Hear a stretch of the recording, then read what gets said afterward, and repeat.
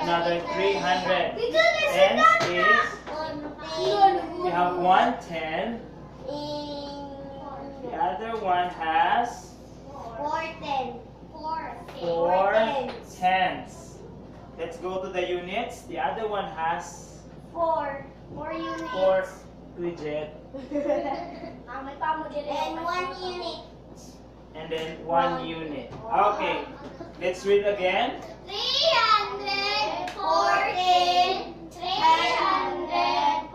341. Dili lagi latan. Okay, now step number 1. Look at the greater number. What's our greater number? 300. Let's count. 100, 200, 300. Do the same. They Yeah. are the same. Let's move to the next place value, which is our tens. Okay. This number, 10. The other number, 40. count. 10, 20, 30, 40. Which one is greater? 40. 40. Which means, Less than.